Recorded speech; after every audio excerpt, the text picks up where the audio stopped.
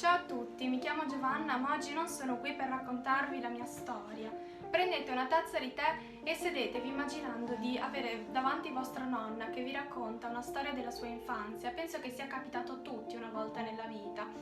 E quindi rilassatevi, lasciatevi travolgere dalle mie parole, ascoltate la mia storia, la storia di Lila e di Lenù.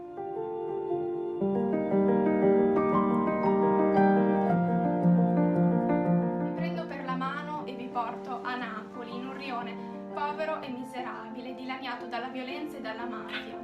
La parte migliore di questo quartiere è rappresentata da due bambine davvero piccole, Lila e Lenù, che si conoscono sui banchi di scuola e la loro amicizia nasce proprio per il bisogno di superare le proprie paure, dimostrando all'altra che sia coraggiosi.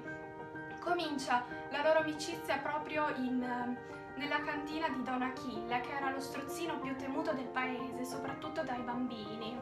Giocano in questa cantina con le loro bambole, estranee a tutto quello che riguarda la mafia, a tutto quello che riguarda la violenza, persino Don Achille, perché come vi ho detto sono la parte migliore del rione, tanto che con i soldi dello stesso Don Achille, con i soldi di un camorrista, comprano una coppia di Piccole donne, che sarà il libro che segnerà la loro infanzia e il resto della loro vita, perché sarà proprio nei libri che entrambe vedranno la loro forma di riscatto, entrambe cercheranno per tutta la vita di forzare le mura del rione e di uscire finalmente in un mondo che immaginavano bellissimo, privo di ogni violenza.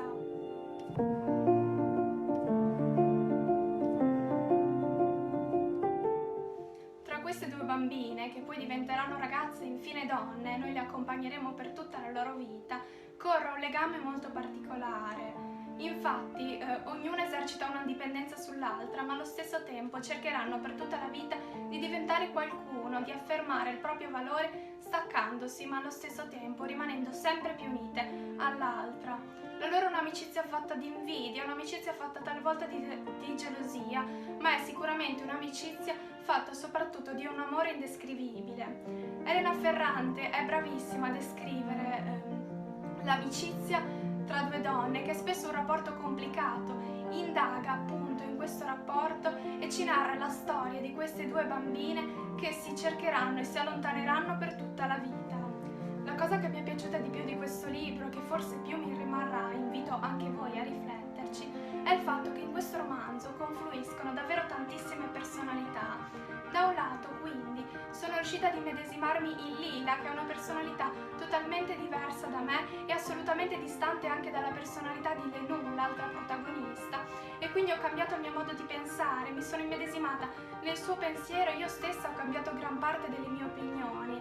Dall'altro lato, però, oltre a cambiare me stessa, sono riuscita a capirmi di più, a capire meglio il mio significato e la mia personalità. Mi sono infatti spesso immedesimata in Lenù, che ha una personalità, un temperamento che reputo molto simile al mio, un amore per lo studio e per i libri, e io mi ci rivedo molto e quindi ho imparato ad analizzare meglio il mio pensiero, a capirmi di più e quindi ad avere ancora più forza dentro le mie azioni. Ed è proprio questo quello che un buon libro deve fare, che Elena Ferrante riesce proprio a descrivere benissimo.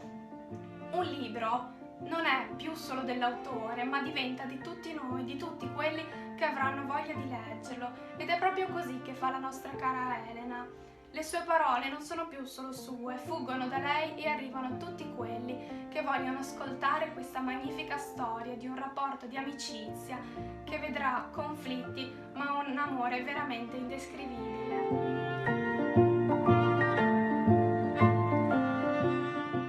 Leggete questo libro per comprendere e conoscere voi stessi.